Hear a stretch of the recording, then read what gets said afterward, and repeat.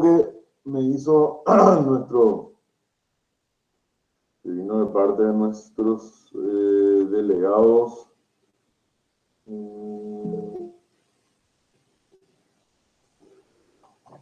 Un momentito, un segundito.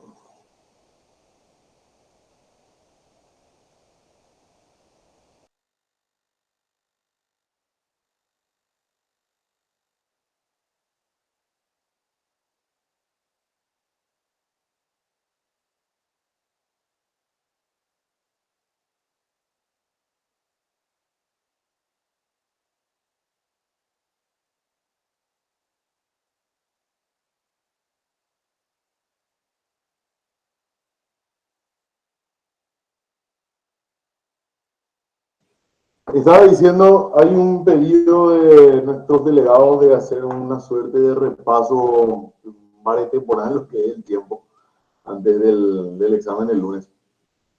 Entonces, si les parece, yo le propuse a él, ¿verdad? Para no atrasarnos en nuestro desarrollo por el planeamiento que presentamos y que se aprobó por el Consejo. Lo que podemos hacer es, en todo caso, desarrollamos rápidamente la lección 10, creo que es la de hoy, 10 o 11, ya no me acuerdo más, el impuesto, el elemento del impuesto. Así es, doctor, 10.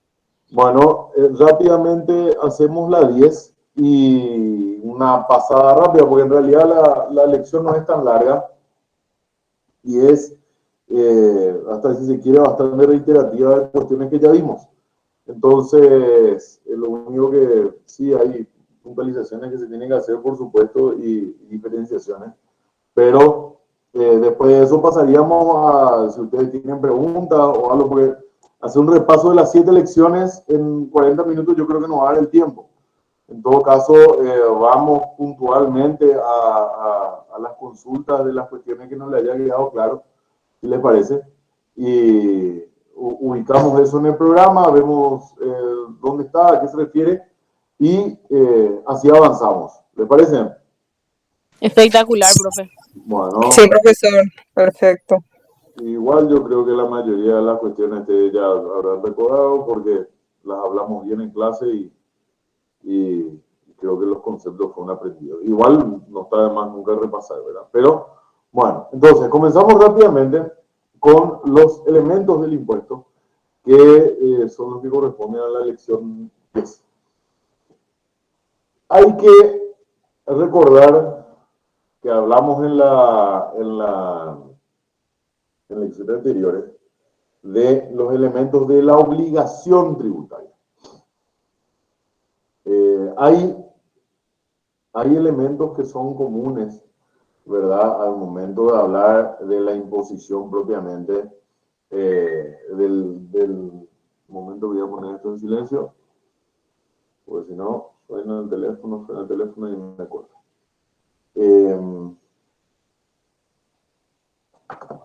Hay elementos de la obligación tributaria, ¿verdad? Y hay algunos elementos comunes, ¿verdad? O al menos del nombre, igual en el impuesto, pero que vamos a ver que no son la misma cosa, ¿verdad? Comparten elementos comunes, pero no necesariamente son lo mismo. De hecho, recuerden, hay diferencias, tienen que tratar de absorber las diferencias entre los elementos de la obligación tributaria y los elementos del impuesto. Bueno, pasamos rápidamente entonces. ¿Qué son las notas comunes? Bueno, los sujetos activos y el pasivo. Y los sujetos pasivos, ¿verdad? Eso es lo primero que comparten. Tanto la obligación tributaria como el impuesto. El sujeto activo siempre, como en toda obligación, el sujeto activo siempre es el acreedor, siempre es el que tiene derecho a exigir. Que, no se olviden, nota fundamental para el día que estén ejerciendo la profesión. Para que un impuesto sea exigible, tiene que estar previsto en la ley. Porque no solamente por una cuestión doctrinaria, sino por mandato constitucional. Ya hablamos de eso, ya vimos, el 179 de la Constitución habla claramente de que todo impuesto, independientemente a la denominación que se le dé, tiene que estar previsto en una ley. Y no se refiere, ojo, no se refiere a la ley en un sentido lato, ¿verdad? Estableciendo con esto a una norma jurídica independientemente de su jerarquía o la posición que utilice o en la que se encuentre según el orden de prelación del 137 de la Constitución. No, ley en el sentido exacto, en el sentido puro del término, ¿verdad? Entonces, tiene que ser una ley indiscutiblemente y la que establezca eso y, por supuesto, para que sea verdaderamente exigible, ustedes como abogados del día de mañana lo primero que tienen que ver es qué legitimidad tiene el Estado para constituirse en acreedor de ese impuesto. Y la forma de contemplar o de verificar innegablemente que el Estado tiene derecho a exigir eso es mediante la verificación de una ley. Está en una ley, es exigible. El Estado puede ser acreedor. No está en una ley, entonces no existe obligación tributaria. ¿Ok? Ojo, chicos, que hay una trampa cuando hablamos de repente de derecho tributario, de derecho de finanzas públicas aplicadas. Hay una trampa que se puede hacer y es perfectamente legal. O sea, es raro decir que es una trampa y es legal, ¿verdad? Pero bueno, eso puede. Que hay ciertas obligaciones y ciertas materias que son reserva de ley, como la creación de un impuesto, ¿verdad? Y el principio de legalidad establece no solamente que la creación de un impuesto tiene que ser por la ley, sino como manifestación del poder tributario, todo lo que sea creación, modificación y extinción de obligaciones tributarias también tiene que ser por ley. Si por ley se crean los impuestos, por ley se suprimen, ¿verdad? Si se crea por ley no puede ser suprimido por un decreto, si se crea por ley no puede ser suprimido por una sentencia, ni por nada, solamente por una ley, ¿ok? Entonces, la ley es el canal de entrada y de salida en la vía de los impuestos. ¿Y cuál es la trampa que pueden hacer los muchachos? Y que ahí ustedes tienen que verificar.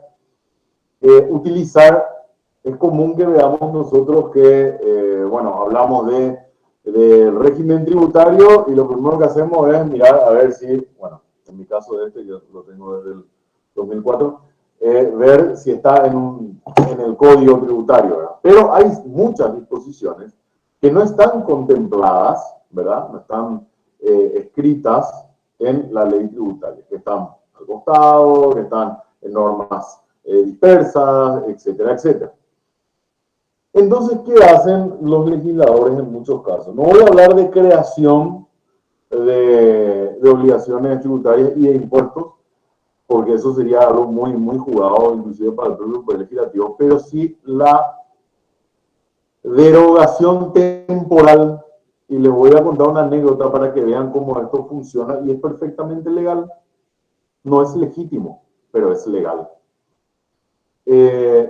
Ustedes saben que en la ley 125 ya se estableció y se fue actualizando con el tiempo el impuesto de valor agregado, ¿verdad? Bueno, el impuesto de valor agregado es un impuesto que tiene duración, tiene vigencia mientras dure la ley 125, que después fue modificada por la 2421, después la 6380 y así, pero en todas fue contemplado este impuesto, ¿verdad?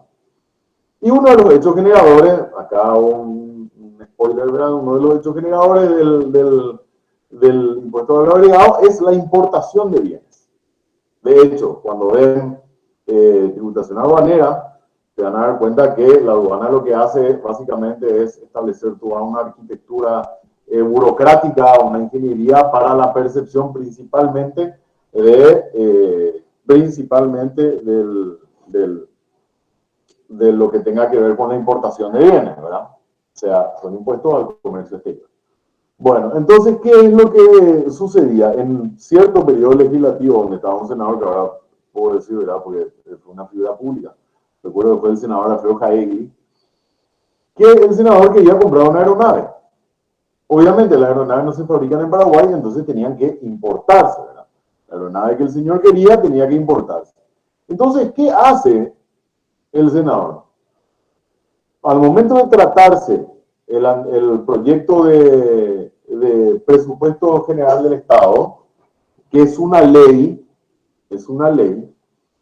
él introduce dentro de una de las disposiciones de la ley, que tiene 1.000.000 de artículos, introduce una suspensión temporal al, no es ni siquiera la importación, porque no le iban a dejar, porque iba a ser tenerle a la aduana adornando durante un ejercicio fiscal, ¿verdad?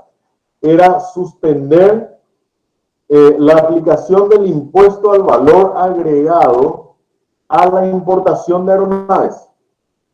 Obviamente, él aprovechando la posición que tenía dentro del Senado, consigue que se apruebe eso y el senador importa su aeronave sin pagar absolutamente nada en concepto de IVA. ¿Por qué? Porque mediante una ley, sin violar el principio de legalidad, mediante una ley, él establece la suspensión temporal de la vigencia del IVA únicamente con relación a la importación de aeronaves.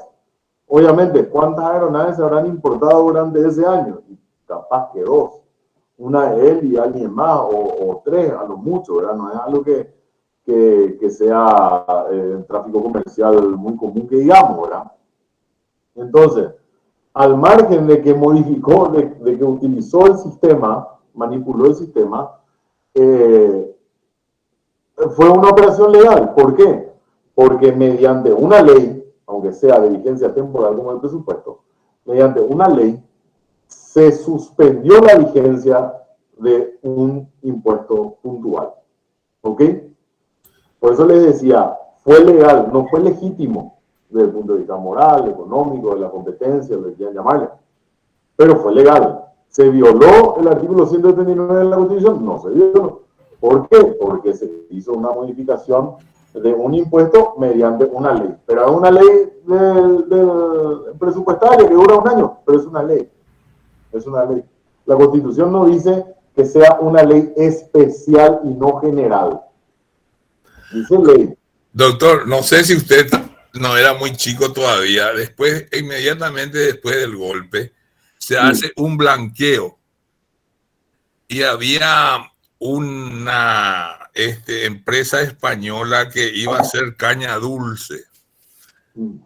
Y declaran un jubileo, en el sentido, jubileo le llamo porque se hace un blanqueo, se cambian todas las leyes y eso es el que se quedó como apoderado de esa, ¿cómo se llama? Fábrica de caña, directamente se quedó con la propiedad.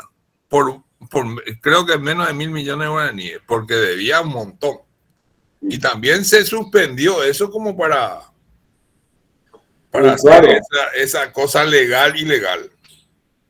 A ver, por eso creo que la diferenciación no es que sea legal o ilegal. O sea, es legal porque es conforme a la ley y a la Constitución, lo que no es legítimo, ¿verdad? Bueno, y hay muchas trampas de las que suele valerse el poder público para no confrontar directamente a la Constitución, pero sí consigue dejar sin efecto. Por ejemplo, la ley de las metas de inflación, por ejemplo. Las metas de inflación establece que el nivel de inflación para tal año tiene que ser, bueno, del 2 al 4% del Producto Interno Bruto. Y entonces ellos que dicen, suspender por el presente año el artículo tal de la ley de meta de inflación para que no afecte, no derogan la ley, suspenden los efectos durante un ejercicio y por eso es que siempre se dice que la ley de presupuesto es la ley más importante, no solo porque hace funcionar el Estado, sino que para los legisladores es la oportunidad de oro para proyectar su manejo y su empoderamiento para todo el ejercicio fiscal. Ahora, por ejemplo, fíjense, no tiene nada que ver con la elección que estamos hablando, pero una muestra es lo que acaba de hacer la Cámara de Senadores, que estamos en una época saliendo de una pandemia, una estanflación posiblemente, más los fenómenos climáticos adversos que tenemos que afectan gravemente a un país agrodependiente como es Paraguay, y ellos acaban de aprobar un incremento para el personal del Congreso de no sé cuántos 1.000.000.000 de guaraníes.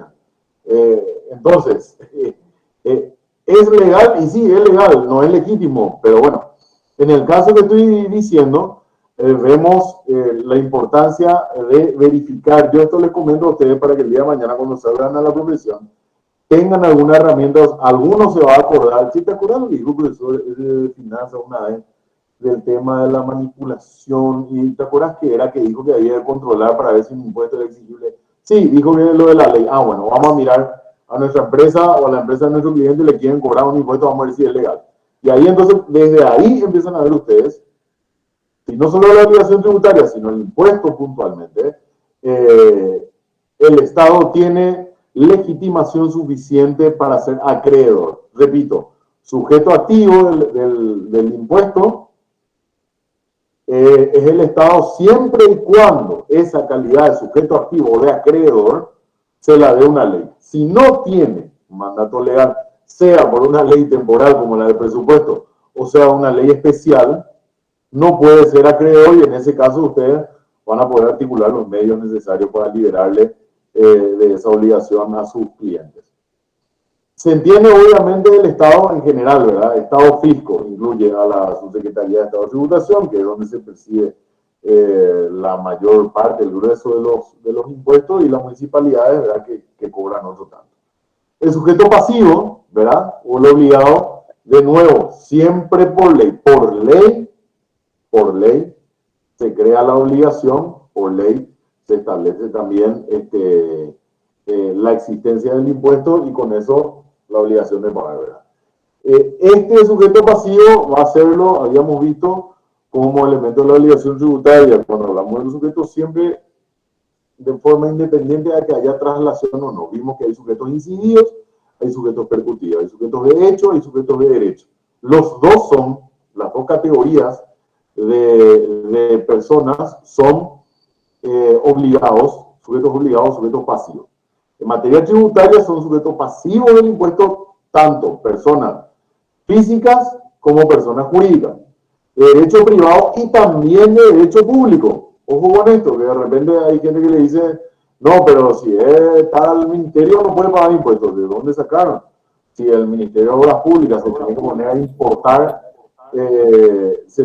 importar, no sé, hierro para reconstruir la vía del tren, por ejemplo, va a agarrar y va a tener que, los aranceles aduaneros va a tener que pagarlo, no es que aduana ahora le va a regalar. Existe un sistema de compensación interna, financiera, presupuestaria, pero también las personas de derecho público son las empresas del Estado, también son, tienen que pagar el impuesto. ¿Alguien levantó la mano recién? Sí, pero pensé, después en la siguiente hora no me voy a preguntar. Ya que no es tanto en la siguiente hora no es tanto de esta clase, entonces. Ah, bueno. Gracias, Analia. Bueno, después, entonces, ¿qué más tenemos hablando del sujeto pasivo? Que la calidad de contribuyente, esto también es importante que sepan para defenderle a sus clientes.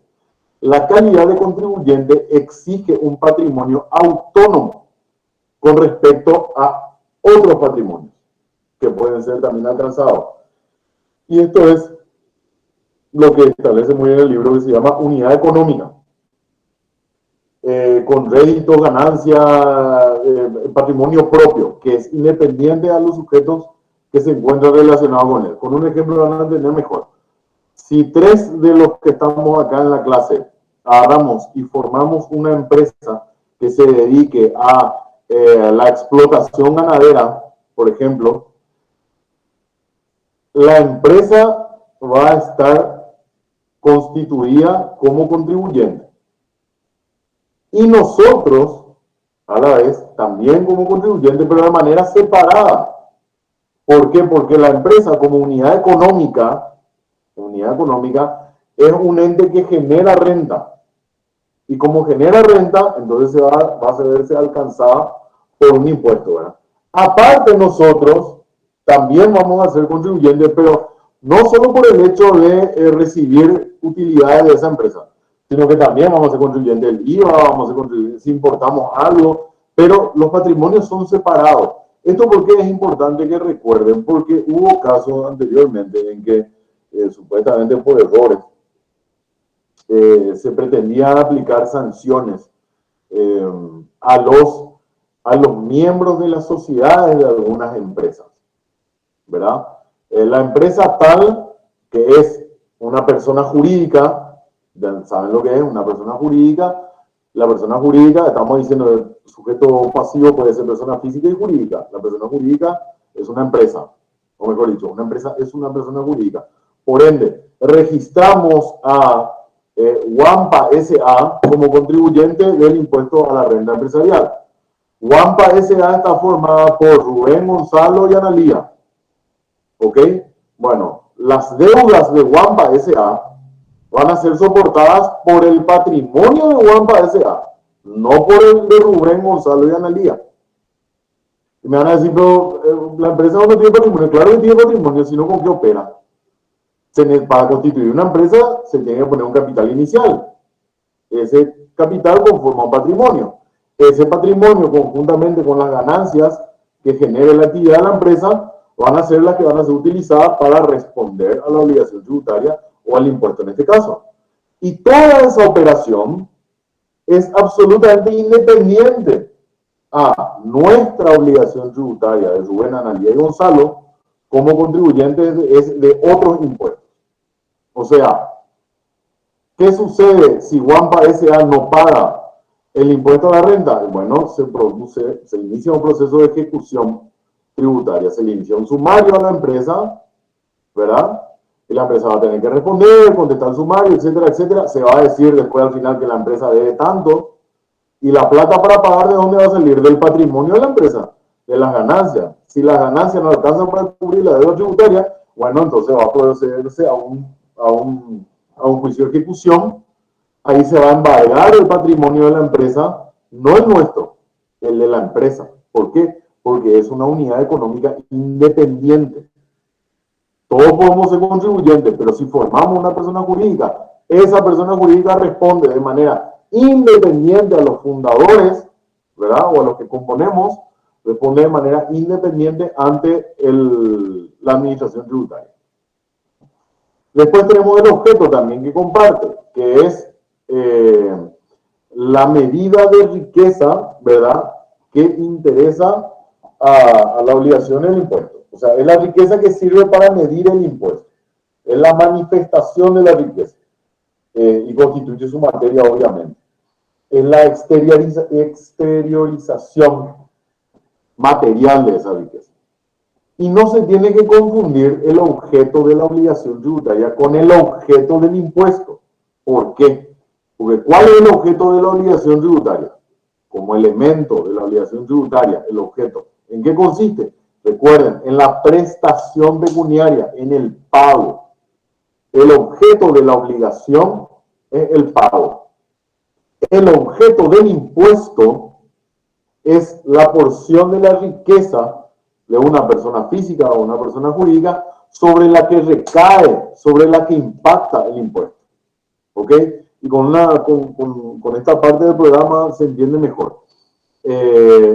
Hay que diferenciar cuáles son las formas del objeto. Un segundito, voy a prender el aire. Ya.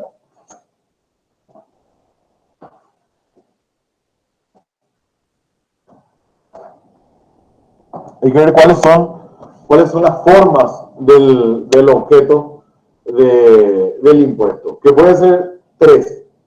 La posesión de la riqueza, la capacidad para adquirir la riqueza y el gasto. Y esto, hago otra vez una suerte de TBT. Creo que es TBT porque fue el jueves pasado, creo que vimos eso.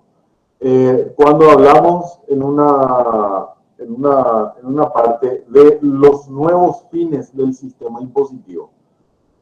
¿Se acuerdan que hablábamos en un momento de los fines del sistema impositivo y decíamos, ¿cuáles son los nuevos fines? No son solamente recaudatorios, sino que también se utilizan como regulación de la inversión, regulación del consumo y regulación del ahorro, haciendo subir o bajar la inversión del consumo del ahorro.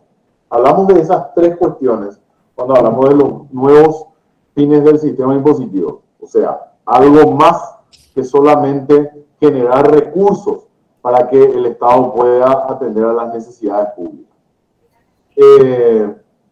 Y acá vemos entonces ¿Cuáles son esas tres formas de objeto sobre los que puede aplicarse el impuesto? Primero, la posición de la riqueza. ¿Qué es qué cosa? Un capital en potencia. Un capital en potencia. Los nuevos fines del sistema impositivo pues hablaban de inversión, consumo y ahorro. La posesión de la riqueza es capital, es inversión. La capacidad para adquirir esa riqueza es renta en potencia. Y el consumo, que es el gasto. Entonces, en la primera forma de objeto sobre el que cae el impuesto es la posesión de la riqueza. ¿Y qué es la posesión de la riqueza? Y es la tenencia de capital. Es la tenencia de capital. ¿Ok? Se exterioriza esta tenencia de capital por bienes muebles, inmuebles, derechos, ¿verdad? Inmobiliarios o derechos patrimoniales, patrimonio en general, de hecho, sobre los que recae el impuesto. Una forma, un ejemplo para que entiendan cuál es una forma de objeto que implica riqueza y sobre el que cae el impuesto inmobiliario. El impuesto inmobiliario entra en la categoría de impuestos al capital. Y la riqueza es un capital en potencia. La riqueza es un capital que puede estar paralizado ahí o se puede exteriorizar, ¿verdad? Lo transformamos en casa, en estancia, en lo que sea, en cuadros, en joyas, qué sé yo. Entonces, una de las formas de afectar mediante el impuesto a esa forma de objeto, ¿verdad? Es el impuesto inmobiliario. Después tenemos una segunda forma de objeto que es la capacidad, primero la riqueza, después también se grava o cae el impuesto sobre la capacidad para adquirir esa riqueza, que es una renta en potencia. ¿Por qué? Porque utilizamos el capital para generar riqueza. ¿Ok? Y eso es la utilización del capital para generar ingresos, rentas o beneficios. Y de hecho, la manifestación de esa capacidad para adquirir riqueza a la vista del Estado es que alguien gane intereses, beneficios, utilidades. El alquiler. Claro, el alquiler, ¿cómo se llama? Cuando uno hace una inversión en un fondo mutuo, por ejemplo, o uno hace una inversión en un CDA, ¿verdad? El resultante de ese CDA va a ser afectado por un impuesto. En el caso de que uno estábamos hablando de Wampa SA. Bueno, invertimos los tres en Wampa SA y al final del año nos fue súper bien porque fuimos responsables en la administración, en la gestión, tuvimos inventiva, diversificamos los productos, a la gente le gustó nuestro producto, ganamos mucha plata en Wampa SA. Y entonces nos reunimos los tres miembros del directorio y decimos a fin de año, bueno, Analía, Rubén, ¿qué vamos a hacer? ¿Y vamos a reinvertir o vamos a distribuir la ganancia? Y no, yo me quiero ir a vacaciones, y no, yo quiero invertir en mi casa de Mayones. ¿Qué vamos a hacer? Vamos a distribuir entonces, ¿verdad? Vamos a distribuir. ¿Qué significa? La ganancia en alícuotas, a prorrata, vamos a dividirnos entre los tres. Ahí que hay es lo que se llama financieramente distribución de utilidades. Utilidades son los ingresos, los beneficios provenientes de una explotación comercial.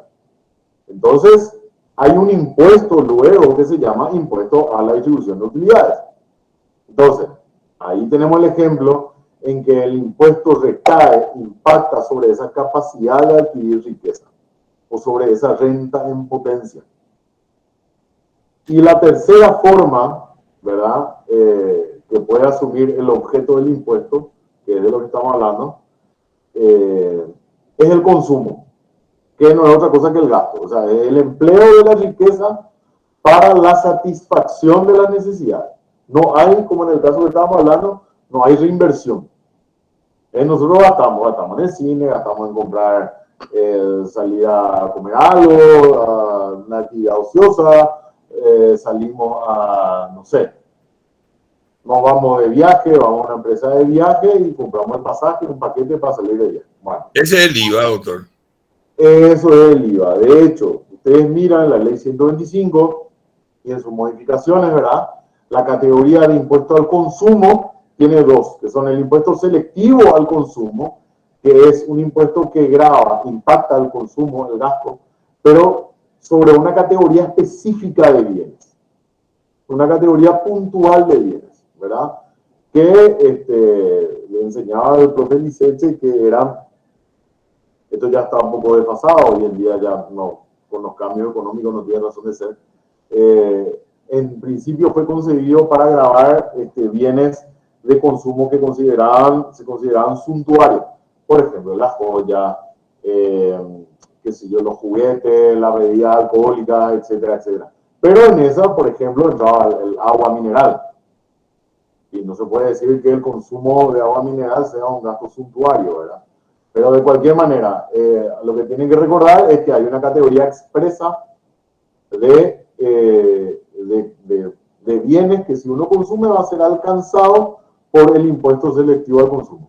Todo el resto que no esté en esa lista, que implique consumo, va a caer en el campo de acción del impuesto de valor agregado bajo uno de los hechos generadores de este impuesto, que es la enajenación de bienes.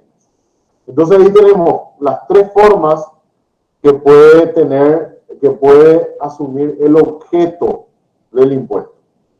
Objeto, entiéndalo más en el sentido de objetivo, o sea, ¿a qué apunta el impuesto para agarrar un pedazo o un poco de dinero para el Estado?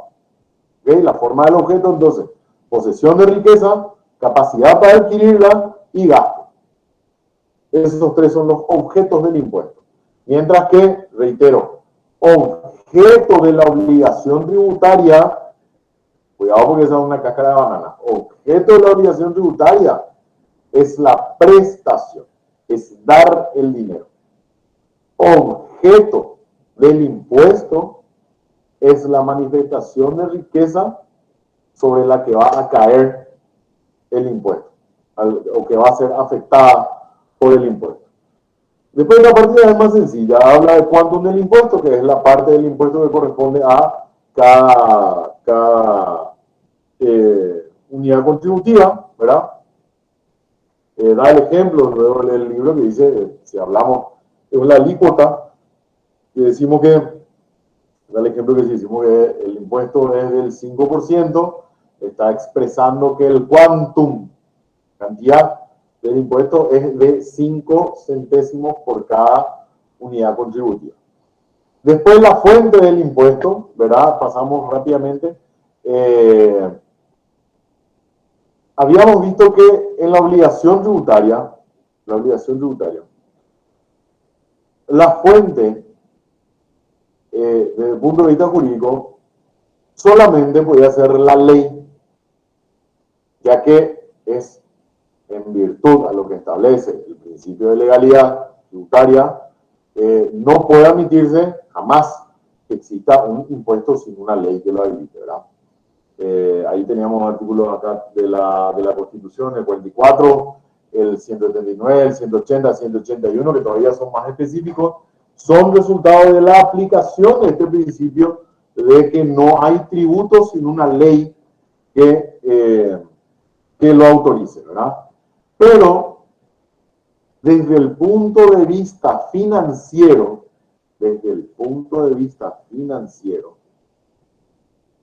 tenemos que entender cómo la fuente, como el conjunto de bienes o la riqueza misma de los que se extrae una porción en concepto de impuesto. ¿Se entiende? No tiene que confundirse con el objeto, ¿verdad? El objeto es la manifestación, la exteriorización de la riqueza que sirve de medida al tributo. La fuente es la misma riqueza, el dinero en sí, ¿verdad? O la porción de esa riqueza con la que se paga el impuesto. Después pasamos a los elementos del impuesto, ¿verdad?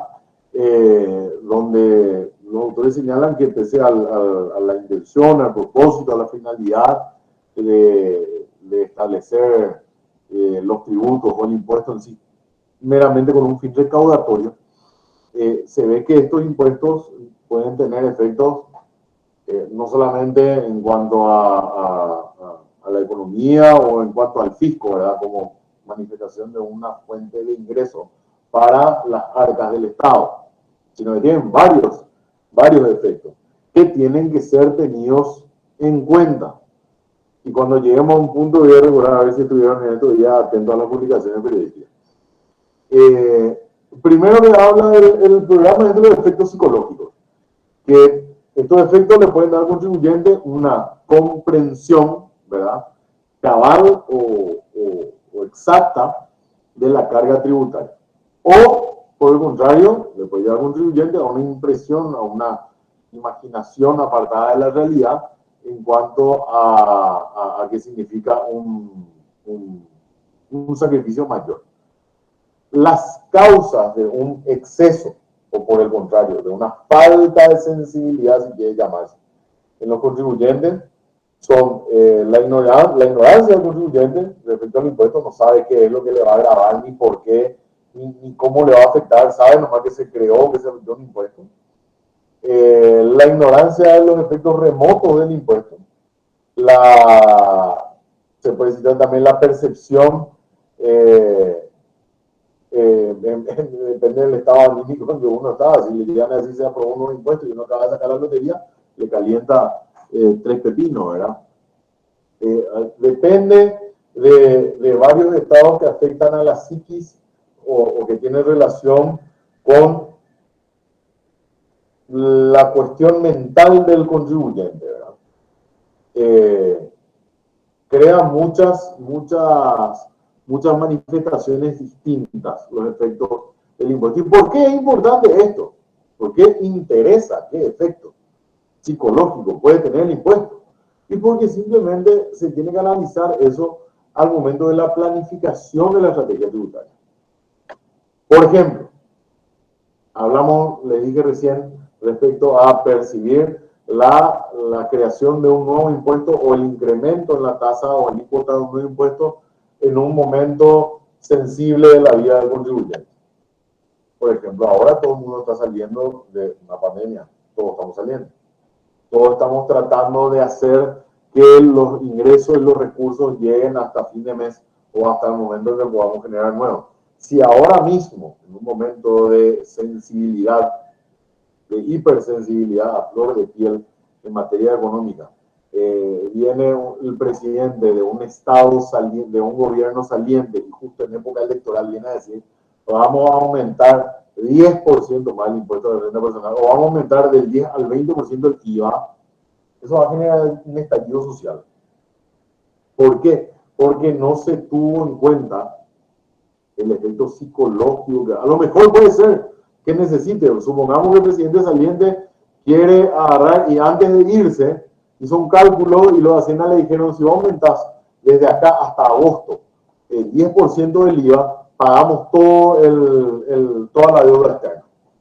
Y el tipo piensa, la verdad que no es mucho IVA, en agosto y me voy y le dejo al país con deuda cero externa. Mira que bueno, con la mejor intención, saca eso, pero no tiene en cuenta el efecto psicológico del impuesto. Y al momento de lanzar ese incremento o esa variación impositiva, explota todo. Por más buena intención que haya tenido. ¿Por qué? Y porque se tiene que analizar, es un factor, la doctrina y la ciencia tributaria y financiera se pronunció ya durante incontables libros sobre los efectos y la importancia de los efectos psicológicos de la imposición. De hecho, hay una frase que imagínense, hay una frase que se le atribuye normalmente a Benjamin Franklin, que dice que solamente hay 2 cosas seguras en la vida, la muerte y los impuestos. Imagínense el efecto que le causa a uno saber que hay 2 cosas de las que no se va a librar, haga lo que haga. La muerte, bueno, uno lo ha visto, ya la da por sentada, ¿verdad? Hay gente que dice, no, yo lo viví toda la vida tampoco. Hay gente que dice que yo viví 1000 años, etcétera, etcétera. Pero lo otro es una suerte de creación artificial, no natural. Y que te digan, no te vas a librar de esto nunca. Y la única forma de que te libres es que entres en una pobreza absoluta. Entonces le crea a uno una alteración. Y más otra vez, si se toma en cuenta para qué se utilizan los impuestos. Recuerden, las tasas y las contribuciones implican un servicio diferenciado. Los impuestos son darle dinero al gobierno.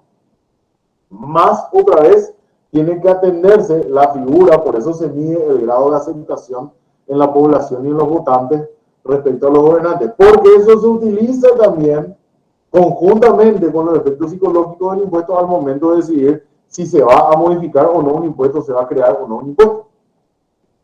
Bueno, el segundo, o una manifestación de estos efectos psicológicos, son los efectos ilusorios, ¿verdad? Que se producen cuando el ciudadano se entera, por ejemplo, mediante noticias, posteos, tweets, lo que fuera, o por rumores o infidencias, que se va a crear, todavía no es oficial, pero se va a crear un nuevo impuesto, o se va a modificar un impuesto existente de una forma más gravosa. Ante esta situación, las conductas pueden ser de tipo distinto, ¿verdad? Uno, pueden acaparar los bienes que sean más caros al momento, o que vayan a ser más caros al sancionarse el impuesto nuevo. Imaginemos, el impuesto selectivo al consumo va a aumentar todo lo que tenga que ver con el alcohol, que van a hacer los perros, y se van a ir a vaciar la bodega, ¿verdad? A nutrirse. Si le dice, sabe que va a subir un 10% más, y el 10% va a hacer que suba más el precio, porque obviamente el vendedor, el dueño de la bodega, va a subir más otra vez. Entonces se va a acaparar eso. ¿Por qué es importante? Me van a decir, ¿qué tiene que ver eso? Y que depende del bien que sea, puede generar escasez. Entonces, cuidado con eso. Segundo, puede prepararse psicológicamente para consumir menos o dejar de usar ciertos objetos que sufrirán ese incremento de precio. Y finalmente, también, que es según la cultura tributaria que tenga cada pueblo, montar un escenario para eludir fraudulentamente el impuesto. O sea, que uno piensa ya, no, voy a traer nomás de clorina, o voy a traer nomás de contrabando, voy a comprar ciudad eléctrica entero, y así traer por un paseo, etcétera, etcétera. Después tenemos los efectos morales del impuesto. Esto tiene que ver más con los administradores, porque para conseguir los fines políticos del Estado, recordemos que el impuesto tiene que atender a los efectos sobre la hacienda y la moral. Hay impuestos que perciben netamente efectos morales, y por otro lado, la moral inclusive puede detener el resultado de los impuestos. Estaba viendo yo el otro día, preparando una sentencia, y no recuerdo nomás dónde, no sé si era en el libro de finanzas o dónde, no, perdón, era en la ley 10.067 del 85, creo que es, la que establece el arancel aduanero, y en uno de los artículos habla precisamente de impuestos, de gravámenes aduaneros proteccionistas, y que vayan dirigidos a disminuir el consumo de productos que sean contrarios a la moral y las buenas costumbres. Una ley de 1985, por supuesto, pero esto va acompañado por la teoría. Porque hay movimientos, ya vimos, que hay fines que escapan a la mera fiscalidad de la imposición y que buscan fortalecer la moral del pueblo mediante la prohibición de consumos que sean nocivos. Por ejemplo, el alcohol en la época de la ley seca en Estados Unidos, se prohibía porque decían que causaba una degeneración en la moral del pueblo, ¿verdad? Entonces, ¿qué hicieron? Como no pudieron luchar, porque mientras más prohibía algo, más lo quiere la gente, y aparte los efectos psicológicos que tiene el alcohol lo traen mediante su consumo. Entonces, ¿qué hicieron? Agarraron y lo liberaron, pero le encajaron una imposición fortísima, ¿verdad? Igual, pues iban dando por contrabando, y después con el tiempo se fue diluyendo esa percepción de inmoral que tenía el consumo del alcohol. Entonces, eso estandarizó o normalizó su consumo en el mercado, ¿verdad? No obstante, igual, fíjense, en la ley del impuesto selectivo al consumo, los artículos pertinentes, se graban justamente tratando de proteger o buscando un fin moral, es que se entra a grabar el consumo del alcohol, ¿verdad? Un ejemplo de los impuestos que persiguen estos efectos de control y de protección moral del pueblo son, como le digo, los aplicados entonces a estos objetos suntuarios que combaten el lujo y permiten recaudar impuestos. Pero eso nos lleva a una pregunta. Si vemos el impuesto selectivo al consumo, vemos que la importación de joyas es afectada. Eso implica que el lujo es inmoral.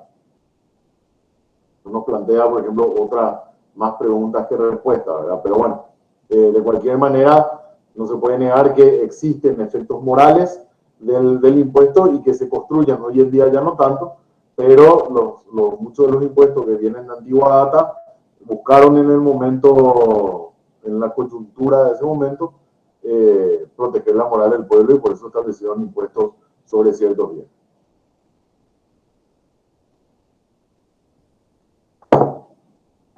Ahora vienen los efectos políticos. Y que esos son los que vamos a ver más en estos días. Y ya comenzaron los ataques entre bandos con relación a esto. La exigencia de recursos. Sabemos cómo el impuesto responde a servicios generales, ¿verdad? Indivisibles. Que son destinados a satisfacer necesidades colectivas del momento. Una necesidad colectiva del momento y para el futuro es atender el nivel de deuda pública. La deuda pública hoy en día está llegando al 30 y según la última vez que miré, está llegando al 38% del Producto Interno Bruto Nacional. Entonces necesitamos recursos para atender esa deuda pública. Uno de los recursos por excelencia, si no el recurso por excelencia, son los impuestos, ¿verdad? Pero ¿qué sucede? Prácticamente nunca es buen momento para generar nuevos impuestos o para alzar los impuestos. ¿Por qué? Porque la doctrina y los políticos sobre todo son muy conscientes de los efectos políticos de la imposición. De hecho, lo utilizan como un arma. Toda la historia registra ejemplos en las colonias inglesas de América, ¿verdad? Cuando llevaban las 13 colonias. La Revolución Francesa, etc. De estos efectos políticos. Y esto es así porque afecta a grandes sectores de la población. Y afecta a intereses creados en los distintos estratos sociales. Sobre todo cuando el sentido de injusticia es agudo. O sea, no estamos de acuerdo porque decimos, ¿por qué tengo que pagar yo y fulano no? O ¿por qué tengo que pagar yo y que paguen los que tienen más, etcétera, etcétera? Entonces, tienen que atenderse, y de hecho lo hacen y toman con mucha cautela, en conjunción con los efectos psicológicos de la imposición, lo más que efectos, las consecuencias políticas de los impuestos. Y esto no es solamente ahora en que uno y otro bando, antes de las elecciones internas y generales, ya están empezando a tirarse la pelota de fulano miente como candidato cuando dice que no va a alzar los impuestos porque sí tiene que alzar los impuestos. O el otro dice no se puede alzar, no, yo no voy a alzar los impuestos y fulano comienzan a acusarse contrariamente. ¿Y cuál es el arma que están utilizando? La modificación de la impositiva. ¿Por qué? porque un bando que le acusa al otro busca generar esos efectos políticos de pérdida de votos. Obviamente, si tenemos dos candidatos, uno dice, ¿sabes qué? Estamos endeudados hasta la mata. El año que viene, en los próximos 5 años, yo voy a subir los impuestos. Obviamente, vos no le vas a querer votar. Le vas a preferir votar al que te dice, o no te voy a subir tanto, o no voy a subir luego. Y voy a buscar financiar de otra manera esa deuda. Pero los efectos políticos de la imposición son un arma. Son un arma. Las consecuencias políticas son un arma. Y esto no es solamente ahora, les decía, sino que ya de antaño, la rebelión de las colonias, fíjense, la rebelión de las colonias inglesas, allá por 1735, antes de la independencia luego y la Constitución norteamericana, se dio por la imposición de derechos aduaneros y sobre el comercio del papel, vidrio y el té, creo que eran tributos que Inglaterra le imponía a las colonias. O sea, si ustedes que están del otro lado comercian papel, vidrio y té, van a tener que pagar impuestos acá a la corona inglesa. Y le aumentamos nosotros y le presionamos. Obvio, eran colonias, ¿verdad? Pero el motivo de la independencia, ojo con esto, no fue como en el Paraguay. El 14 y 15 de mayo se dio por una cuestión de no le voy a decir casi romanticismo, ¿verdad? Pero sí de un hábito espíritu independentista, porque había una percepción nacional formada ya, había una nación paraguaya que tenía su costumbre, su idioma, había aspiraciones políticas, no vino por una cuestión de explotación comercial o tributaria. En cambio, las colonias inglesas, el motivo principal, sino el motivo por el cual se independizan de la corona inglesa, es por un abuso en los derechos aduaneros sobre el comercio de estos productos. Entonces, ¿qué pasa? Saltan ellos y ellos dicen, vos, Inglaterra, no podés cobrarnos este impuesto sin la aprobación previa nuestra, de las colonias, ¿verdad? Así como estaba establecido en la Carta Magna Inglesa de 1215. Y de hecho, la Carta Magna fue consecuencia de la rebelión de los nobles por la alta imposición del rey, Juan Sin Tierra era, el que le acogotaba con obligaciones tributarias, le acogotaba con impuestos, y sobre todo sin contraprestación, ¿verdad? Entonces, los motivos del nacimiento de este instrumento jurídico político que es la Carta Magna Inglesa son de tinte impositivo. El abuso de la imposición crea la Carta Magna Inglesa. El abuso de la imposición genera la rebelión de las 13 colonias inglesas en Norteamérica. No solo inglesas, había franceses, alemanes, holandeses, todavía. Pero de las colonias norteamericanas con respecto a la metrópoli. Entonces, ahí vemos los efectos políticos del impuesto. Otros efectos, que ya lo hablamos un poquito antes con relación a los fines de la tributación, los efectos económicos, ¿verdad? Y puntualmente con relación al tan mentado fenómeno de la redistribución. El efecto sustancial de las finanzas es la distribución de los gastos públicos, la atención y distribución de los costos de esos gastos, ¿verdad? Puede ser jurídica o económica. Esa distribución jurídica es la que hace el legislador por medio de las leyes respecto del 189, basándose en un principio de igualdad. Ahora, como el contribuyente procura trasladar la carga que abonó, mediante el fenómeno de la traslación, ya vimos, tu gestión genera el llamado fenómeno de la redistribución del impuesto, que es de naturaleza económica. Cuando yo doy el ejemplo de que Félix Arrada era dueño de una maderera Y Iván tenía una fábrica de sillas y yo había comprado la silla cuando expliqué lo que era la traslación. Entonces ahí se daba el efecto económico de la redistribución del impuesto. El obligado en derecho, el sujeto de derecho era Félix, él trasladaba eso a Iván y Iván me lo trasladaba a mí como consumidor final. Entonces, ¿qué pasaba? El impuesto pasó de ahí, pasó al medio y pasó a mí finalmente. Se distribuyó, ¿ok? Corrió de uno a otro y fue ampliando su campo de acción hasta que finalmente cae sobre el consumidor final. No es solamente el fenómeno de la redistribución como se vio en la traslación del impuesto. También imaginemos que yo tengo que, no sé, tengo una empresa, una ferretería, y me viene la liquidación, imaginemos, muy alta, el impuesto a la renta empresarial o el impuesto a la renta personal. Entonces, como tengo que agarrar y compensar lo que pagué de impuestos y en el ejercicio de este año, tengo que ganar un poco más de plata porque quiero hacer un segundo piso en mi casa. Entonces, ¿qué hago? Si tengo una ferretería, subo 100 guaraníes más el costo de la llave inglesa. Subo 500 guaraníes más el costo del martillo. Subo 50 guaraníes más el costo de cada clavo. ¿Ok? Entonces, ¿qué hago?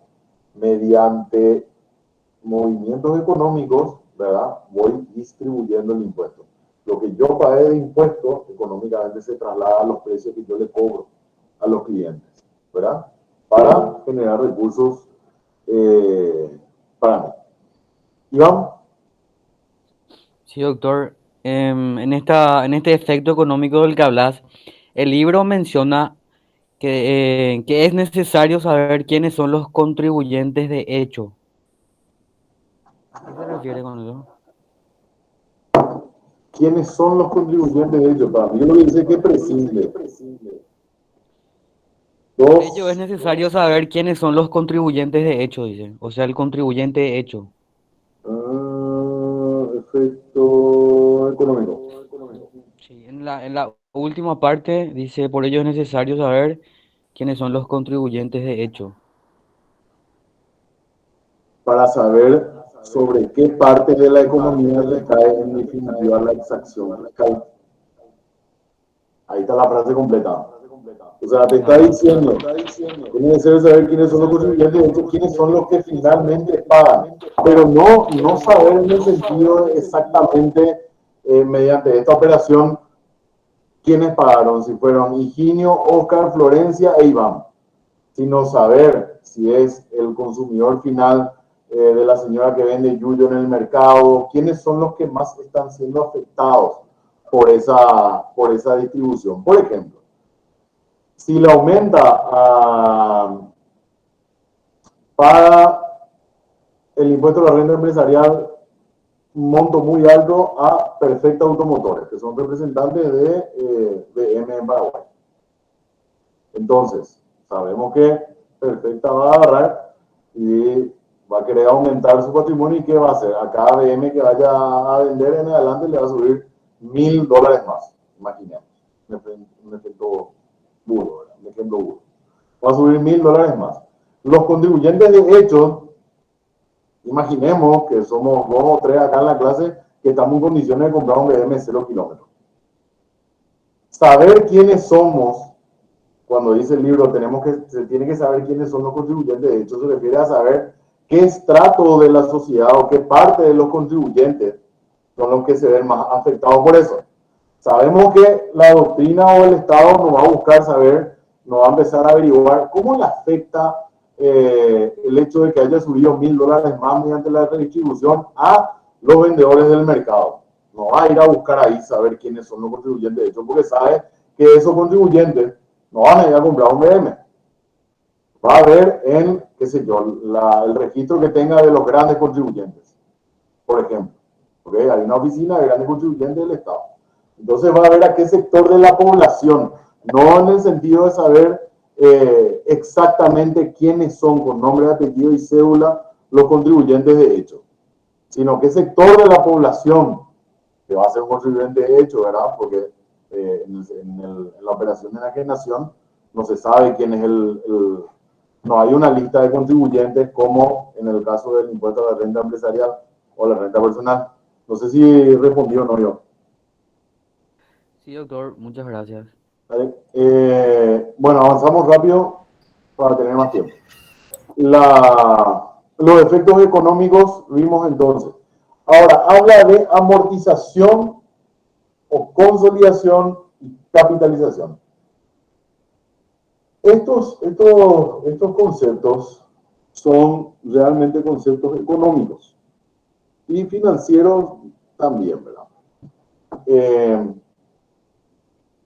El concepto, el fenómeno de la amortización o consolidación se produce cuando el impuesto reduce el valor de un bien afectado en forma definitiva. En otras palabras, amortización es la operación que consiste en reducir el valor atribuido a la propiedad, ¿verdad? Maquinaria, mercadería, que figuran en los inventarios y balance conforme se van desgastando o inutilizando. Este es uno de los aspectos que permite el alivianamiento, vamos a decir, de la carga impositiva, que es las modificaciones son las modificaciones en el patrimonio para tratar de pagar menos. Ustedes van a ver en la ley de impuestos a la renta empresarial que de repente tiene algunos, en el artículo, ¿verdad? Porque está en la ley tributaria, que hay algunos conceptos, hay algunos permisos para deducir por amortización de bienes de capital. Por ejemplo, compramos un tractor y el tractor con el tiempo se va gastando. Entonces, nosotros, ¿qué hacemos? Vamos en cada declaración, a medida que pasan los años, decimos, cuando declaramos cuáles son nuestros bienes de capital operativo, al comienzo el tractor va a valer mucho. Después de 10 años va a valer menos. Después de 20 años, el valor del mercado de ese tractor va a ser mucho menos. Entonces, con relación a todo el capital sobre el que va a impactar el impuesto, va disminuyendo o puede ir disminuyendo, ¿verdad? El valor. Entonces, amortización es reducir el valor atribuido a la propiedad que figura en los inventarios y en los balances. La capitalización es lo contrario, es un fenómeno inverso al de la amortización. Es cuando se incrementa el valor de los bienes considerados como capital, que beneficia a un bien no grabado o menos grabado que otro. ¿Cuál es la importancia de esto? Si se amortizan los bienes de capital, baja el valor del patrimonio sobre el que va a impactar el impuesto. Al bajar la base imponible o el valor del patrimonio, se paga menos, porque por lo general los impuestos son porcentuales. Vamos a pagar una cosa es pagar el 10%, imaginemos, el 10% de lo que vale este libro, más este bolígrafo, más esta memoria externa. Ahora, el libro no es del 2017, es del 2011, baja el valor. La memoria externa ahora hay de 1 tera y este es de 2 gigas, baja el valor. Y este bolígrafo no es Montblanc, es Bic, entonces baja el valor, se amortiza, vale menos, entonces el porcentaje del impuesto que va a caer sobre estos bienes es menor. Capitalización inversa, ¿ok? Había sido este disco externo es de 2 megas. Pero yo le hice una modificación y ahora es de 1 tera. Entonces, al ser de mayor capacidad, tiene más valor en el mercado. Significa que me van a cobrar más de impuestos por este capital. En vez de que el libro sea 2011, es 2022. Al ser más nuevo, es más caro. Aumenta su valor. Y supongamos que este bolígrafo, en vez de ser Bic, es, no sé, una marca carísima. Entonces, se capitaliza el patrimonio, ¿verdad? Que puede ser el patrimonio, la renta, los dividendos, lo que sea, aumenta el valor del patrimonio sobre el que se va a aplicar el impuesto. Entonces, amortizaciones, disminuye el valor, se pagan menos impuestos. Capitalizaciones, aumenta el valor, al aumentar el valor, por más que el porcentaje sea el mismo, va a significar más. Imaginemos que esto vale 10, 10 y 10, porque están amortizados, valen poco. Acá tenemos 30, y apliquemos un impuesto de 10% sobre estos 30 guaraníes. Eso nos da 10% de 30 guaraníes, nos da un monto muy inferior a lo que es un 10% de esto que vale 100, 100 y 100, porque sufrieron una capitalización, aumentó el valor. En la capitalización tenemos 300. El 10% de 300 obviamente es superior al 10% de 30. ¿Se entiende? Porque es importante manejar cuando se produce la capitalización del patrimonio y cuando se produce la amortización del patrimonio sobre el que va a caer. Bueno, y después tenemos abstención, evasión y fraude fiscal, y con eso terminamos y pasamos a las preguntas. La abstención, evasión y fraude fiscal son diferentes modalidades en que uno se aleja del alcance del impuesto, ¿verdad? Trata de escapar del marco de acción del impuesto. Y uno es legal y los otros dos tipos no son legales, son ilegales y son sancionados, ¿verdad? Bueno, la abstención se verifica, o se trata cuando el contribuyente se sustrae al pago del impuesto sin acudir a medios ilícitos o fraudulentos. También se suele denominar elusión. Se refiere o se manifiesta mediante un acto negativo decidido libremente por el sujeto y que tiene unas consecuencias que pueden ser imputadas a lo que se obtiene, ¿verdad? Yo creo que ya hablamos de esto en algún momento. No es considerado un acto ilícito o contrario a las normas tributarias. Generalmente, lo que sucede es que el sujeto evita el pago del tributo, dejando de consumir un bien que está afectado a ese tributo, o dejando de generar renta, o dejando de gastar, o dejando de invertir.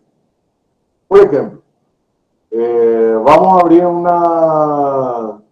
el ejemplo de Wampa S.A.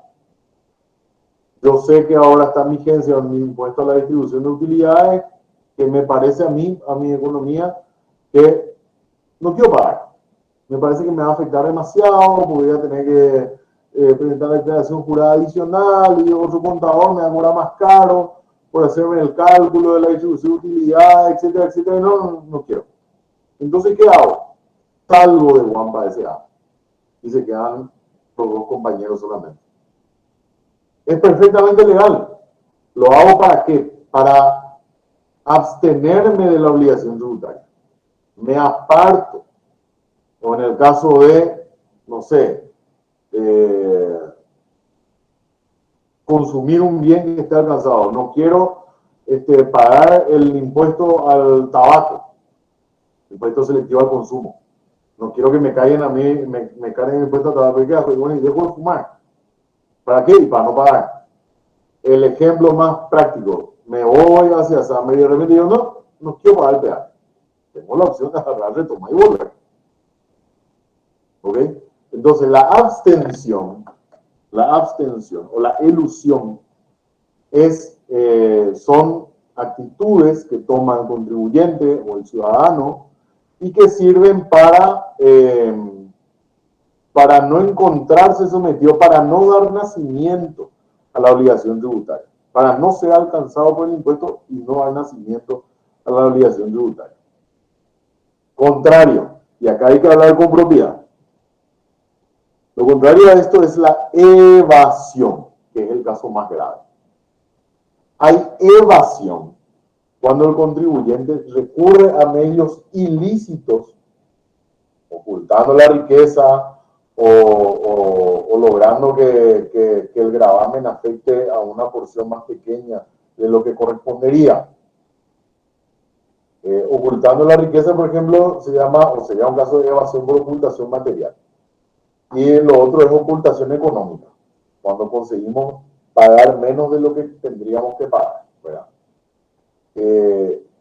La evasión es una figura penal, está en el artículo 261, que no tengo en la mano, está en el artículo 261 del Código Penal, que establece y sanciona la evasión impositiva. Y describe una conducta típica, antijurídica y reprochable que lo que busca, lo que castiga en esencia, es el engaño al fisco, que es la forma más genérica de describir la actitud de que engañamos al fisco, ¿verdad? Le mentimos para pagar menos. ¿Qué puede ser? Ya los casos hablamos. Ocultación económica o en el caso de ocultación material. Hechos punibles contra el erario, doctor, sería. Sí. La adquisición fraudulenta de subvenciones y la evasión de impuestos. Bueno, y después tenemos el tercero, que tendría que ir en el medio, ¿verdad?, en cuestión de gravedad, que es el fraude fiscal, ¿verdad? El fraude fiscal se da cuando los contribuyentes evitan el pago del impuesto mediante falsificaciones que caracterizan como sancionable su actividad, ¿verdad? Pero sin que implique la aplicación de una pena carcelaria o de alguna de las previstas en el Código Penal. Implica más que nada la contravención, es lo que suele llamarse el derecho administrativo, que es la violación de deberes formales y también, en este caso, del tributo material. En el caso de la defraudación, tenemos en el Código Aduanero y tenemos en la Ley 125. La Ley 125 está en el libro quinto, que es una suerte de código procesal lento, ¿verdad? Cuando habla de las infracciones y las sanciones. Y ese sí tengo acá, está en el 100,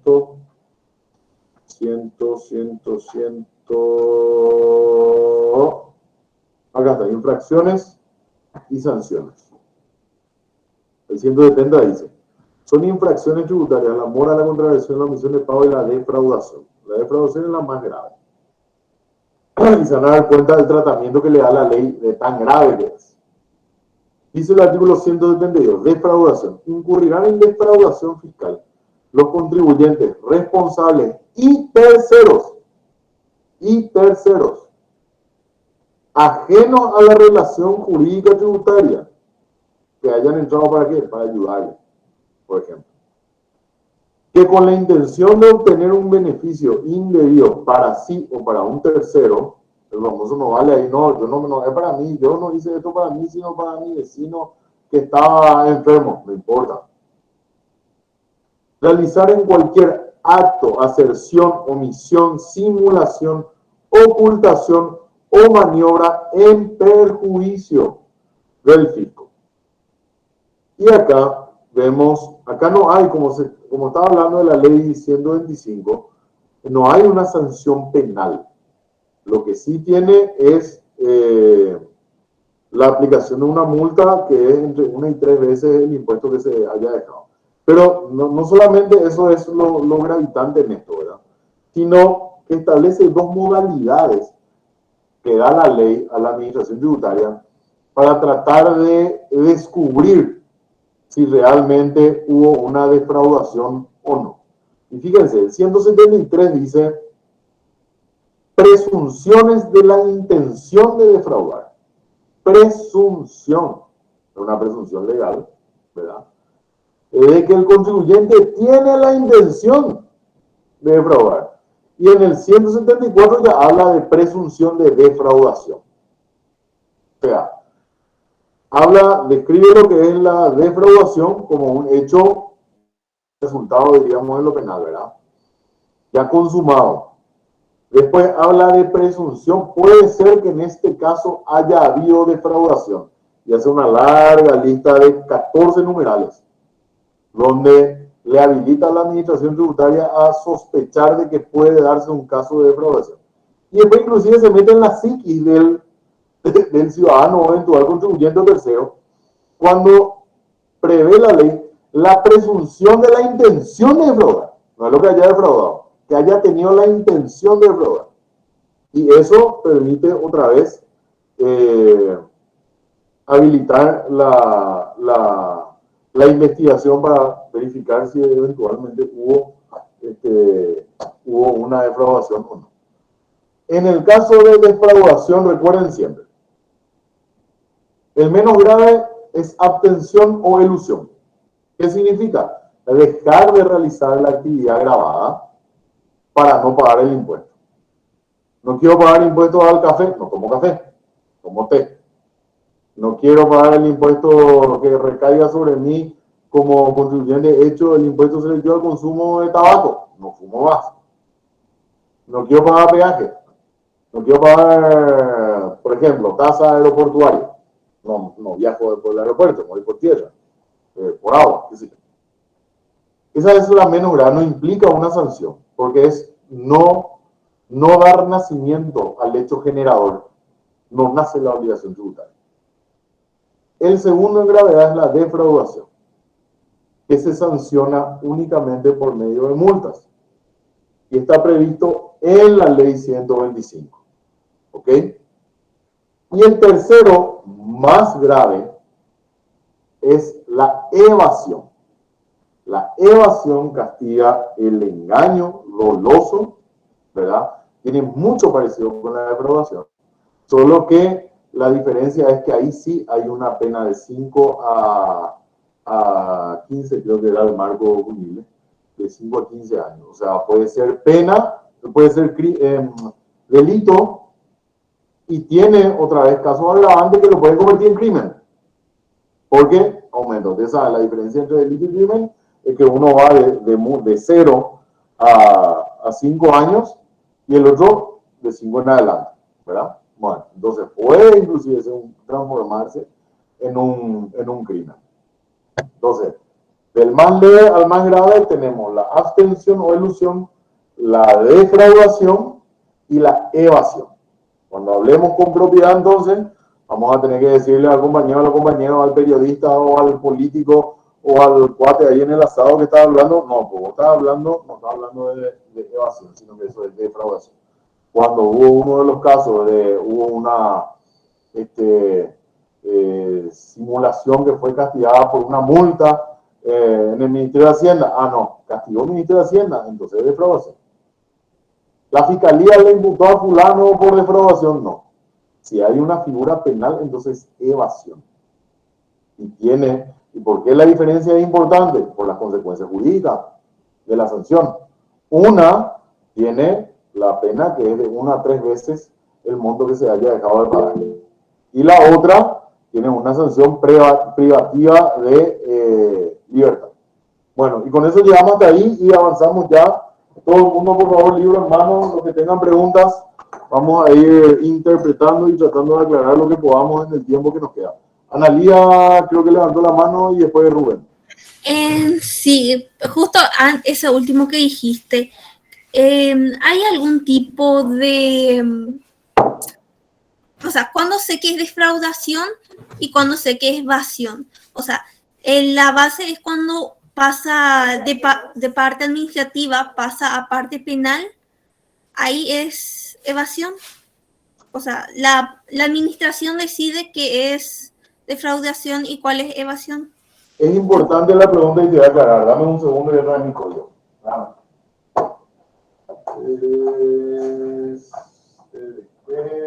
Analía, vos sos contadora. asistente no. Que pucha, No. sabe un montón, vos. Me parece pregunta importante. Bueno, 261. El 261 del Código Penal dice, que acá van a entender mejor. Está en el título sexto, capítulo primero. Hechos punibles contra el erario. El erario puede la hacienda pública. Todo lo que sea el patrimonio recaudado mediante el Ministerio de Hacienda. Y dice, evasión de impuestos. El que, y acuérdense siempre que el Código Penal establece que toda la descripción de las conductas se tienen que entender como que son realizadas dolosamente, salvo que se encuentre expresamente prevista la conducta negligente o culposa. De que hay tipos penales que hablan de conducta, el que culposamente lastimara a otro, por ejemplo. En cambio, todo lo que no diga expresamente culposamente, se tiene que entender que es realizado con dolo. Entonces, la forma de leer el código es el que dolosamente proporcionar a la oficina perceptora o a otra entidad administrativa datos falsos o incompletos sobre hechos relevantes para la determinación del impuesto, que van a ver más adelante que consiste, omitiera en contra de su deber proporcionar a las entidades perceptoras datos sobre tales hechos. En el caso de Analía, o sos contadora, Hacienda te pide la exhibición de tu libro mayor, etcétera, etcétera. Vos le decís, no te voy a dar, acá ya entras en evasión. Porque estás omitiendo en contra de tu deber, como contadora o asistente contable, proporcionar informes sobre datos relevantes para la determinación del impuesto. Omitiera en contra de su deber el uso de sellos, timbres impositivos y con ello evadiera, este es un delito de resultado, evadiera un impuesto o lograra para sí o para otro un beneficio impositivo indebido, por ejemplo, una reducción del impuesto, ¿verdad? O una exoneración, será castigado con pena privativa de libertad de hasta 5 años o con multa. Y se castiga también la tentativa en el numeral segundo. Y después acá está, en el numeral cuarto dice, se entenderá como evasión de impuestos todo caso en el cual exista un déficit entre el impuesto debido y el impuesto liquidado parcial o totalmente. Y después la segunda parte es una desastrosa descripción del hecho punible, que yo, de hecho, mi tesis de maestría dice sobre esto, así de lo mal que está redactado este artículo. Pero quédense con la primera parte, ¿verdad? O sea, hay una diferencia entre lo que tenían que pagar y lo que efectivamente pagaron, y que eso que efectivamente pagaron se dio a consecuencia de las trampas que están descritas en el numeral primero del 261. En cambio, vos mirás el 174, 170 en adelante en realidad, ¿verdad? 172, y dice, incurrirá en defraudación fiscal, o sea, sancionado por Hacienda, los contribuyentes responsables y terceros. Inclusive, este es más amplio, porque este aplica a terceros ajenos a la relación jurídica tributaria. Terceros. O sea, no hace falta que sea contribuyente. Vos fuiste un prestador de servicio ocasional que le diste una factura falsificada, dame nada, te voy a pagar tanto y damos una factura con un precio mayor. Mozo, o por entrar en defraudación. Ajeno a la relación jurídica tributaria, que con la intención de obtener un beneficio indebido para sí o para un tercero, que puede ser en el ejemplo que estoy dando, el que le pagó más, el que le pagó y le dijo, dame una factura por mayor precio, por mayor monto, realizan cualquier acto, aserción, omisión, simulación, ocultación o maniobra en el perjuicio del fisco. Este es muchísimo más amplio que el artículo de evasión. Ahora, lo que preguntó Adelia está muy bien, porque es el fenómeno que se da de una suerte de superposición entre la fiscalía y, enseguida te doy la palabra, Iván, entre la Fiscalía y el Ministerio de Hacienda. Y el problema es que hay muchos casos en que no se entiende si es evasión o si es defraudación.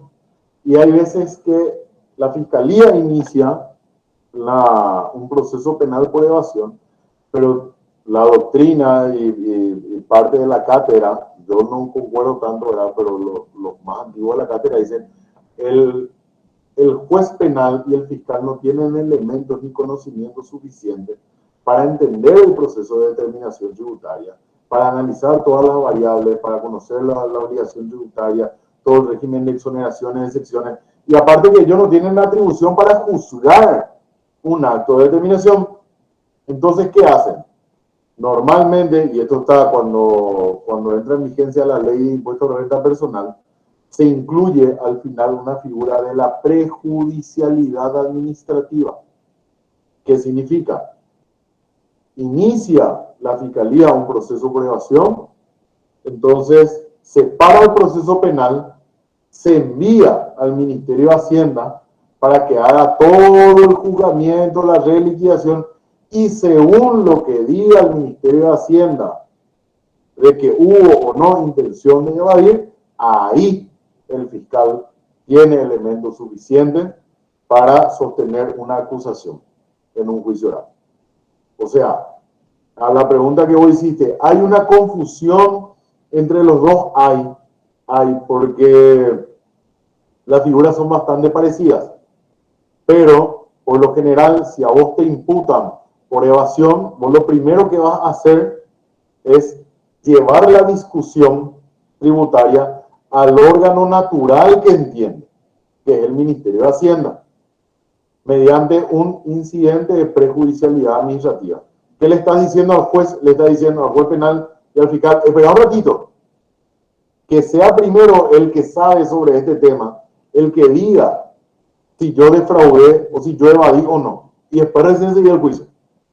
Y ahí entonces se va toda la investigación al Ministerio de Hacienda, donde nosotros podemos plantear pericia, etcétera, etcétera, un amplio abanico de defensa, y ahí discutir nosotros si violamos o no la obligación tributaria. Y una cuestión no menor, si tenemos una resolución en contra de la Subsecretaría de Estado de Tributación, eso se apela acá ante el Tribunal de Cuentas. El Tribunal de Cuentas otra vez tiene que decir, ¿hubo o no hubo defraudación? Y si decimos que hubo o no hubo, eso es apelable otra vez ante la sala penal. Y una vez que termina el proceso en la sala penal de la Corte, y ahí queda efectivamente configurada la cosa juzgada administrativa, ahí recién vuelve otra vez al proceso penal. Y por lo general, en la mayoría de los casos, significa que ya prescribe la acción, o hay inclusive posibilidad de extinguir el proceso. No sé si te respondí, Analia. Sí, profe, me respondiste muy bien. Gracias. Iván había levantado primero la mano. Sí, doctor. En este caso de remoción del impuesto podríamos entender, al igual que el ejemplo que diste de esta reducción de la carga impositiva en los bienes de capital. Perdón, no te escuché. En el caso de la remoción del impuesto, podríamos entender, al igual que el ejemplo que diste hace rato, de esta variación que hay en los bienes de capital. De la capitalización y de la amortización. Sí, así mismo. Y sí, remoción del impuesto es dejar de aplicar el impuesto. Que puede ser, yo lo interpreto más como una derogación, ¿verdad? O como en el caso del que le di del senador Jaegui. En esa parte de amortización y capitalización, ustedes tienen que concentrarse en la fijación de cómo operan esas dos figuras para saber si afectan más o afectan menos a la porción de la riqueza sobre la que va a caer el impuesto más. Concéntrese en eso. Rubén. Como dice Benjamin Franklin, del impuesto nadie se salva.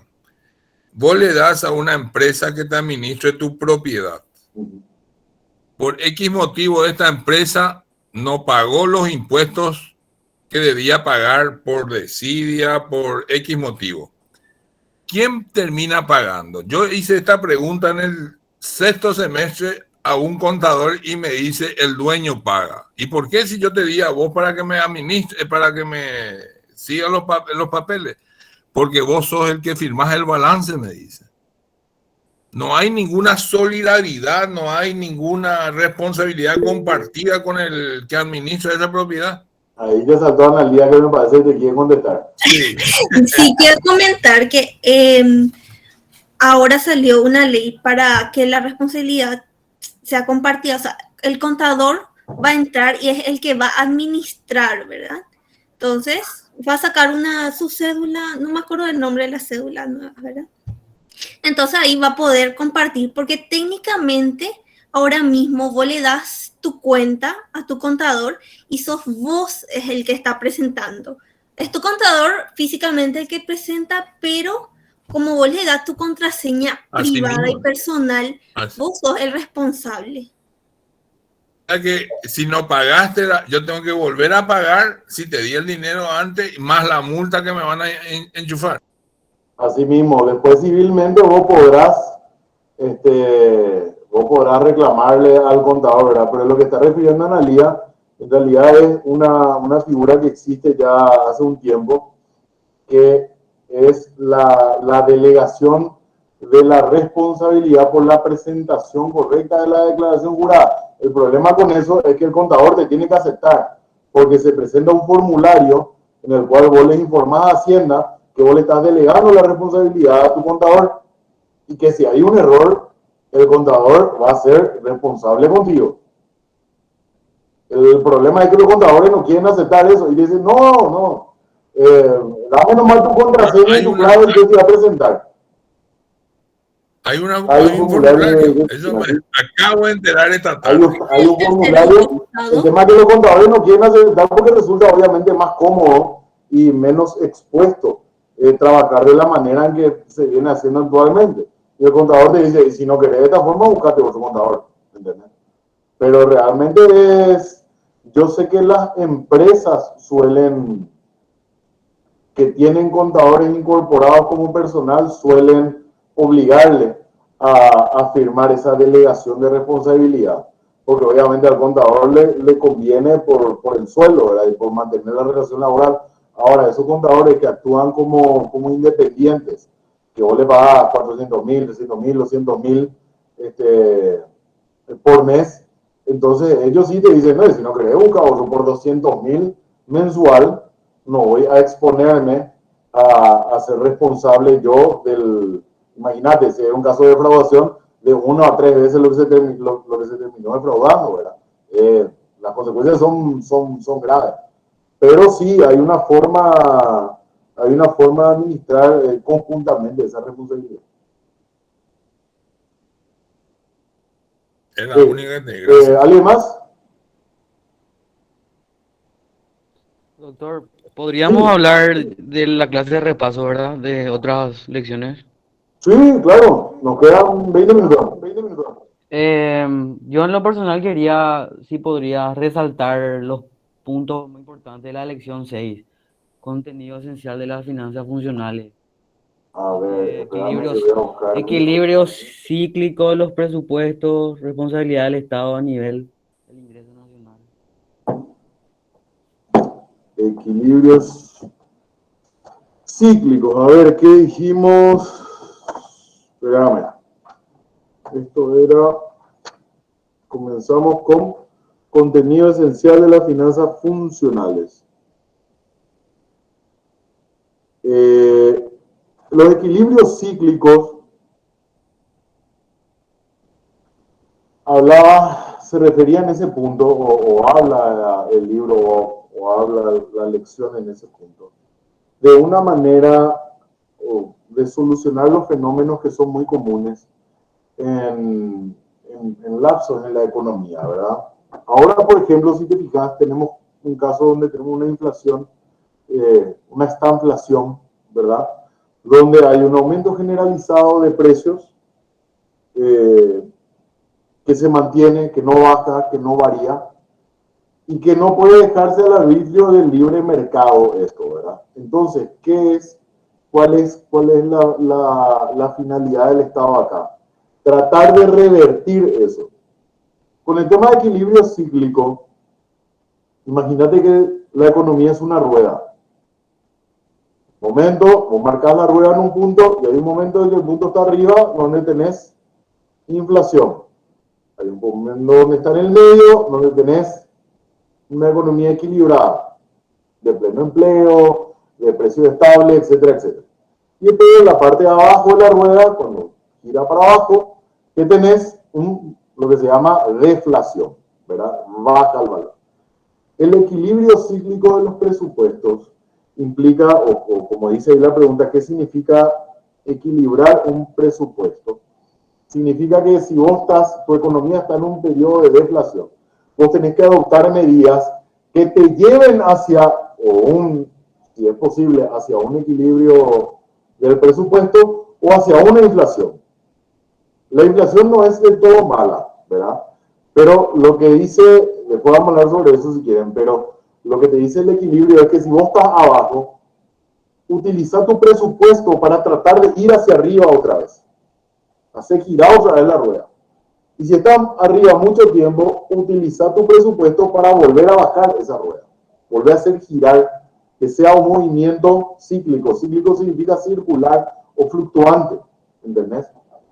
Entonces, si vos tenés tenés inflación, significa que tenés un aumento generalizado. Eso es una señal de que tenés demasiado dinero en el mercado. ¿Qué haces entonces? Bueno, empezás a utilizar el presupuesto de una manera que permita sacar ese dinero del Estado. ¿Qué haces? Y dejar de invertir en obra, por ejemplo. ¿Por qué? Porque invertir en obra, las obras del Estado son carísimas.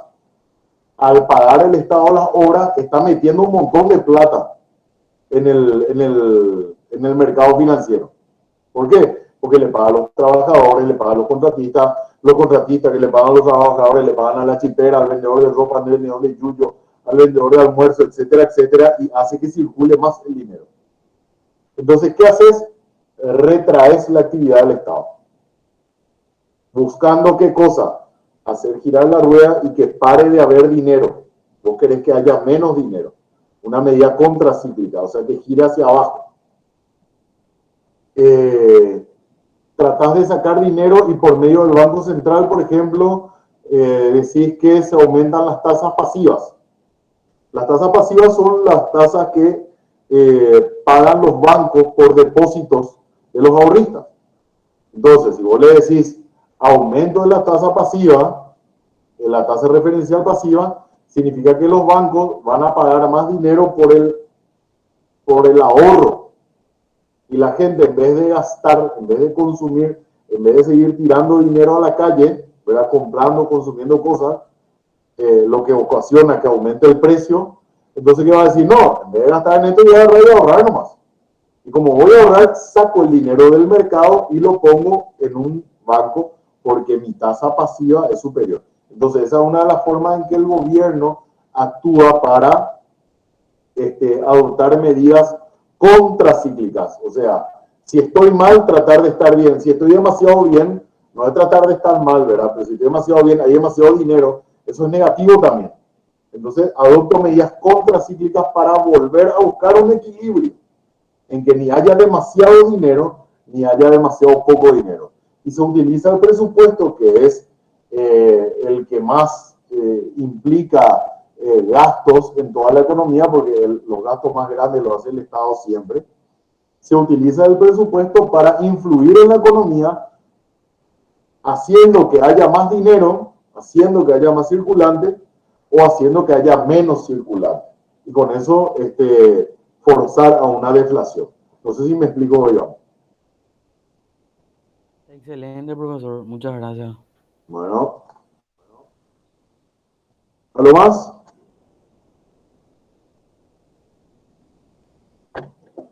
¿Nadie más? dejamos hasta ahí porque la verdad que hacer un repaso de las 8 lecciones en 13 minutos está un poco complicado. Pero de cualquier manera, a ver, déjenme el programa. ¿Dónde tengo mi programa? A ver. Doctor, Sí. yo tengo una consulta. Nos comentaron que va a ser posiblemente con desarrollo el examen. No tengo idea. No tengo idea. Realmente yo no me encargo de la redacción del examen, se encarga Marco, pero normalmente yo recuerdo que él hacía selección múltiple, así como yo le había dicho, porque ya me preguntaban ustedes. Profesor, tengo entendido que va a ser mixto el examen, o sea que es selección múltiple y una parte y otra el desarrollo que mencionó Martín. Y bueno, no sé, como le digo, yo no me encargo de la confección del examen, se encarga Marco. Y aparte, a ver, ustedes tienen que estar en condiciones de rendir, inclusive si se dispusiera que sea oral el examen parcial, tendrían que poder hacerlo también. Así que paso se preparan para el examen final. De cualquier manera, con relación a las consultas sobre la modalidad del examen, lastimosamente, chicos, no puedo ayudarles porque el que se está encargando de hacer ese examen es Marco, no soy yo. Lo que sí puedo hacer ahora, en estos últimos minutos, es aclarar algún concepto que nos haya quedado muy claro o alguna imprecisión o algo que se haya omitido. O alguna queja o sugerencia. No hay nada. Bueno, lo que les recomiendo es el lunes, tranquilo, yo no voy a estar en el examen, ¿verdad? Se encarga Marco, yo voy a estar por el interior. No se apuren en responder, tranquilos, son cosas que ya hablamos, ya las dimos, y acuérdense, y esto yo lo dije el día 1, es derecho, el derecho en general, es sentido común, normativizado y seguramente filosofado un poco, ¿verdad? Pero es sentido común. Entonces, razonen, tranquilos, no se apuren en responder. Hay mucha gente que toma a la ligera el primer parcial y se concentra más en el segundo, en el trabajo práctico. Y realmente acá ustedes pueden tener una gran cuota ya de su nota final. Entonces, tómenlo con responsabilidad, dediquen este fin de semana, de sobra les da el tiempo para leer. 8 lecciones no es mucho, para nada, y aparte lo tienen todo en el material ya. Entonces, tranquilos, va a salir todo bien, concéntrense en estudiar y respondan con calma el lunes y hablamos el viernes que viene y me cuentan qué tal les fue a todos, si les parece. ¿Ok? ¿A qué material? Muchísimas gracias, profesor. Gracias, profesor. Perdón, salió una consulta ahí, Roberto. ¿A qué material se refiere, doctor? ¿Al libro? Sí, señor. Siempre el libro. El folleto tiene errores. Perfecto. Buena esa. Ahí está. Buen fin de semana, pórtense bien. Gracias, profesor. Gracias, profesor. Igualmente, profe.